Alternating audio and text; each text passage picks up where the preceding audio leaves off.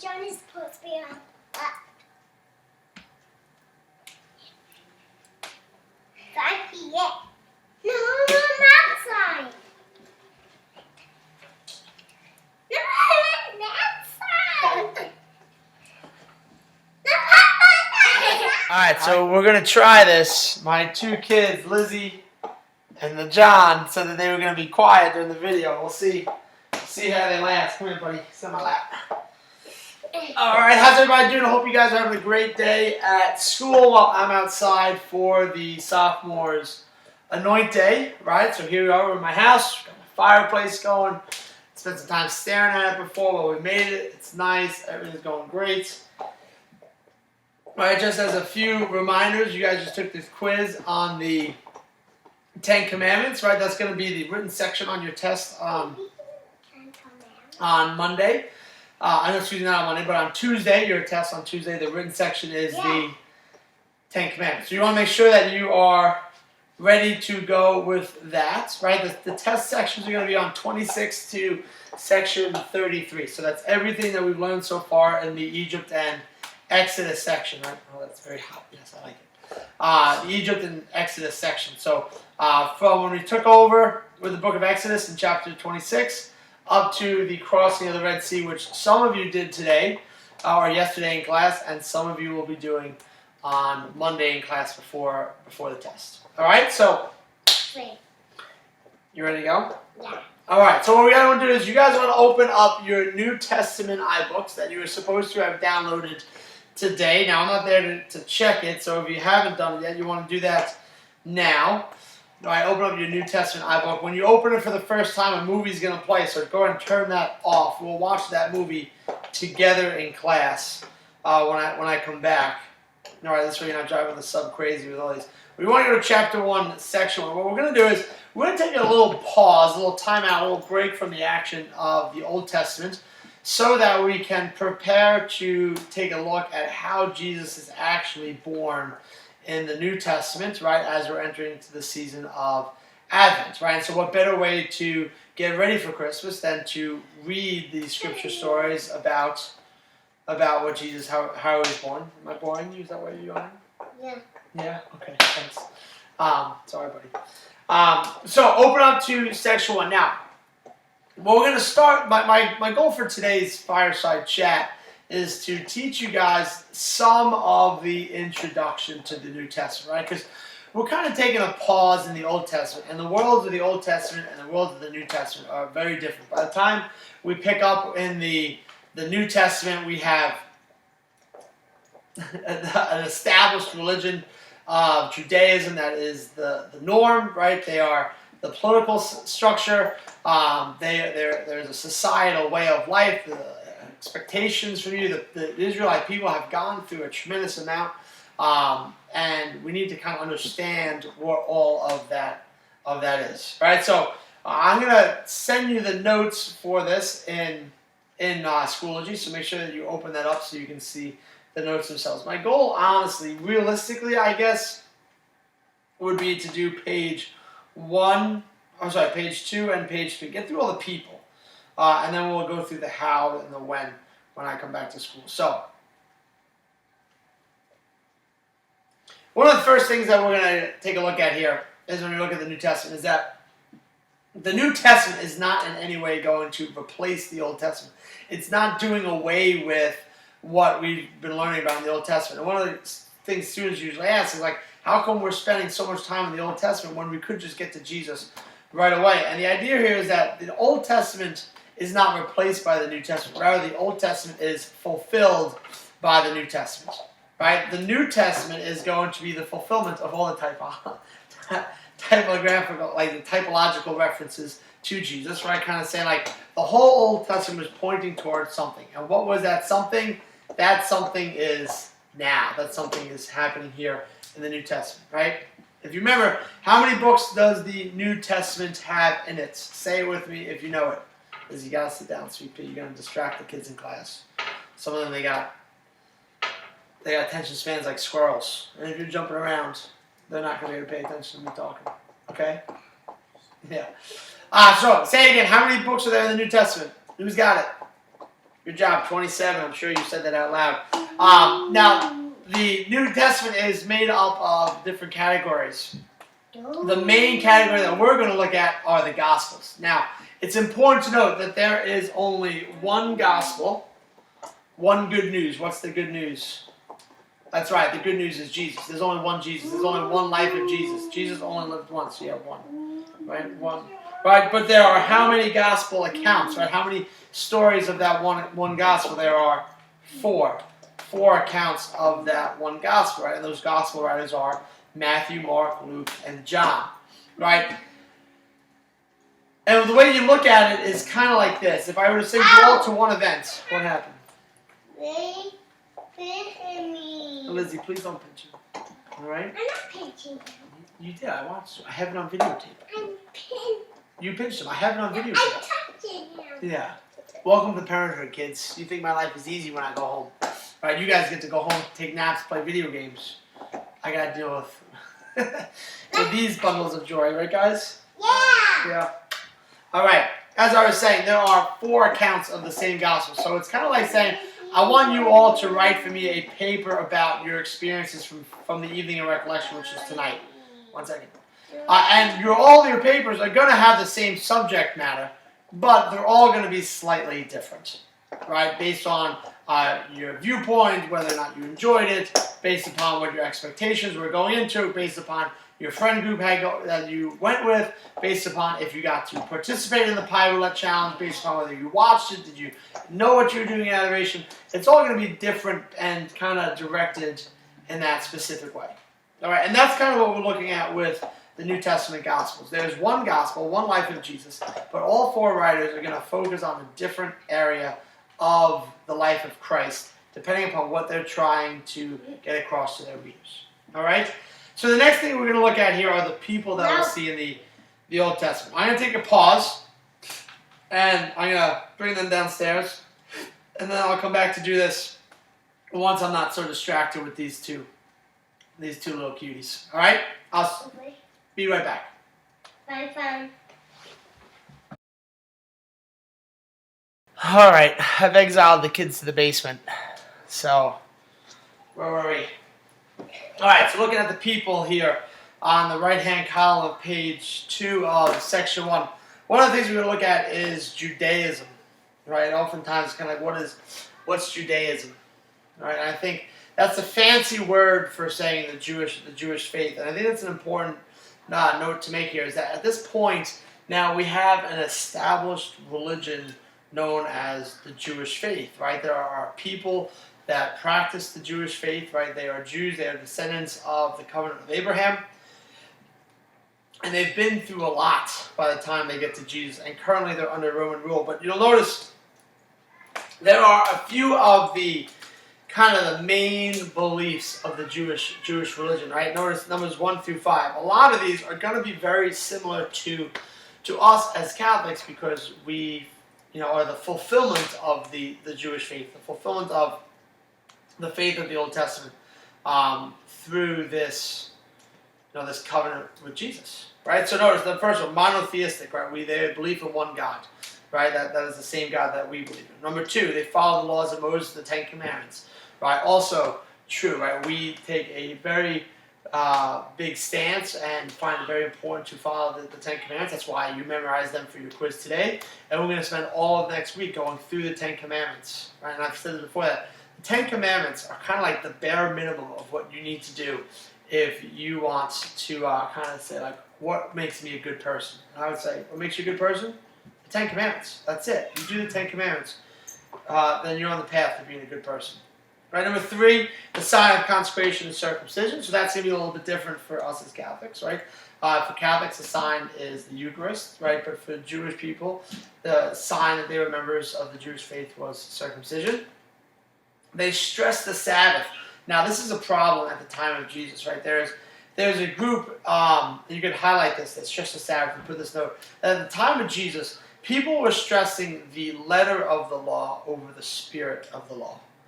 Right? What do we mean by that? Meaning that they were kind of stressing that, all right, the Sabbath says we are to do no work. That meant like an absolute literalist type Heavyweight. So there's a story where Jesus is walking through town and he comes into a blind man and he makes mud out of the ground and puts it on his eyes, and now this man is healed of his blindness. And the Jewish leaders are going to accuse Jesus of working on the Sabbath because he made mud out of the clay on the ground. Right? You see how that can become problematic. Like, Jesus wasn't working. He was healing this blind man and restoring his sight. But because they were trying to trap him and they had this legalistic idea of the letter of the law for the Sabbath, you could do no work, right? Rather than the spirit of the law. The spirit of the law is that we should not be doing unnecessary work on Sunday. If there are things that we can put off until Monday or do before on Saturday, then we ought to do that, right? But otherwise, the Sabbath is supposed to be a day of rest. It's supposed to be a day of family time, a day of rest, a day of spending time with other people. Daddy. Here he comes. Okay. Out of the exile. All right. Now, at the time of Jesus, Israel is it's an expectation of an afterlife, right, with the Messiah coming and a judgment. Those are the 5 key beliefs that the Jewish people held at the time of Jesus, right? Also, Israel at the time was a theocracy where the government and political laws were the same laws of God, right? Like we don't live in a theocracy. I hope that's obvious, right? If we lived in a theocracy, then adultery would be a criminal offense. People could be arrested and put into prison because of committing adultery, right? If we lived in a theocracy, then people who miss Mass on Sundays, right, the third commandment, keep holy the Sabbath, could then be prosecuted and put into prison for missing Mass on Sundays, right?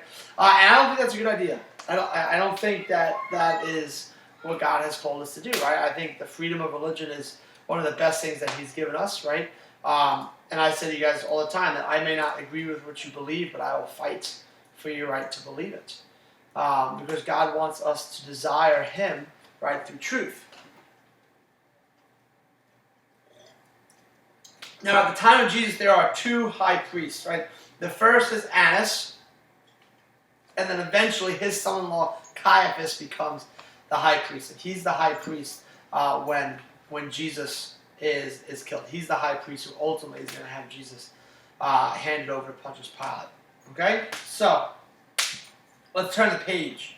Right? We're on page 3 now. We're looking at these groupings of types of people in society. Just like today, you have different types of Catholics, right? You've got religious brothers and sisters. You've got Catholics that are a little bit more orthodox. You've got Catholics that are a little bit more liberal. You've got Catholics that are lay ministers in the church. You have Catholics that are,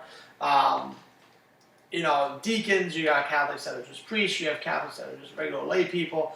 The same thing was true for like the Jewish people in society back at the time of Jesus. You had these different groups who all had different jobs, right? And therefore also had different belief systems, right? The first group is here as the Sadducees. Now highlight them. The Sadducees are going to be in charge of the temple and the upkeep of the temple and its laws. So that's like the most important thing to know. They're in charge of the upkeep of the temple, right? So which means anything that has to do with the temple and the belief system behind the temple is going to be important. So the temple itself becomes centerfold, all right?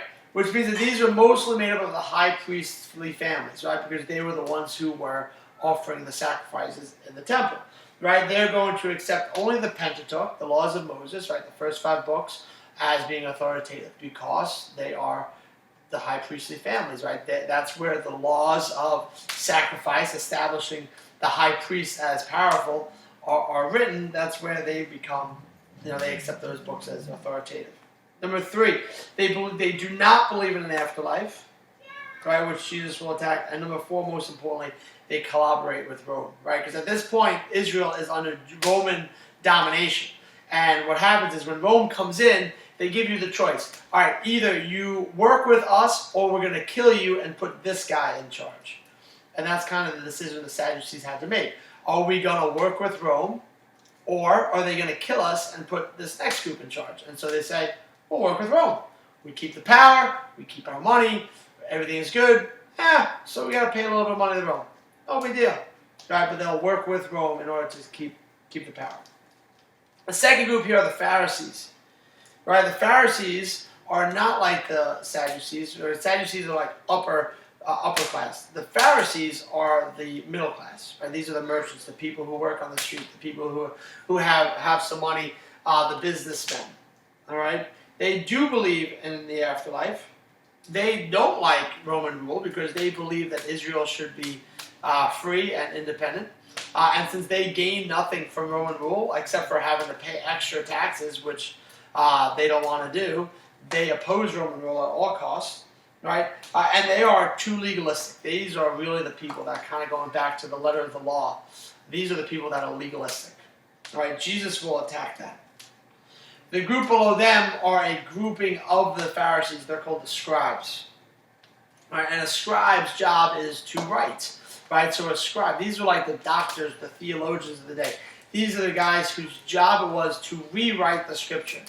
Not rewrite it meaning like come up with new things, but rewrite it meaning let's make copies of it for the next group. Because there's no photo machine yet. Right? If I want a copy of the scripture, I got to take out one copy and handwrite it in order to make another copy. And that's the job of the scribes. Interestingly enough, it's the job of the scribes who is there to be like the doctors of the law, to interpret the law, since they know it the best, since they are the ones who write it and study it constantly. The group below that are the zealots. Now, anytime you think zealot, you want to think militaristic. Somebody who is expecting the Messiah to come around and just kick butt. He's going to be a military leader, just like King David was, who is going to come in and beat up the Romans and chase them out. All right? The problem with this is that there are two of Jesus' disciples that are zealots. One is Simon the Zealot and Judas. Right? So they're expecting the Messiah to be this guy who's going to come in and forcibly remove the Roman Empire and restore Israel to its political dominance. And all of a sudden you got this guy Jesus talking about love your enemy, pray for those who hurt you, turn the other cheek, like do good to those who aren't that nice to you, right? And they're looking at it like, this isn't the Messiah that we wanted. And that's one of the reasons why Judas ultimately betrayed Jesus. All right? Turn to the next page, we're on the Essenes. The Essenes, right, are this monastic type of community. You need to give me 2 more minutes. 2 more minutes, and I'll be down to help you guys. The Essenes are the monastic type community, meaning they live apart from society. The Essenes don't like the ruling class. They don't like the Sadducees. They think they're corrupt, because they are. And so they refuse to go to Jerusalem to worship in the temple. All right? And so as such, they have removed themselves from Jerusalem and from society to live in the desert in these communities. All right? Now, we know so much about the Essenes because in 1947 we discovered the Dead Sea Scrolls that talks about the Essene community, and these are believed to be the writings of the Essene community. Interestingly enough, John the Baptist is believed to be an Essene. Think about it. His parents, Elizabeth and Zechariah, are elderly, so he's probably orphaned at a young age. He has no brothers and sisters. Who takes him in? He goes into the desert to these Essenes, because when he comes on the scene, which we're going to look at, he is preaching a lot of the things that mimic the writings of the Essenes in the Dead Sea Scrolls. Right, the last group, group F here, is the Sanhedrin. Now, the Sanhedrin is kind of like the council, right? This advisory council to the high priest. It's made up of Sadducees and Pharisees.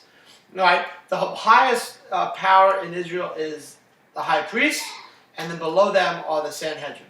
Right, they kind of advise the high priest and offer things and vote things. The one thing that the Sanhedrin could not do, because Rome took this power away from them, was to inflict the death penalty. And the reason why that is important is because that is why the Romans get involved with crucifying Jesus, rather than having the Jews just kill him themselves. Right? They are not allowed to kill Jesus, because the Romans have taken that away, so they need Pontius Pilate to agree. Alright? So that's all I have for the video today. Oh, perfect time. Hold on, buddy. You want to say goodbye to my students? Say goodbye? Bye-bye. Alright, so I hope you guys have a great weekend. I'll see you on Monday for your quiz, and then Tuesday for your test if you're not in class Monday because of gym. Hope you guys have a great day, and I'll see you all tonight. If you did not hand in your slip yet for tonight, you're more than welcome. All right? We ordered chicken fingers for about $4.50. Bye. All right, so we're all ready to go. Little chicken fingers and Jesus I tonight. want to say bye. So you said bye. Say it again. Bye. All right, guys.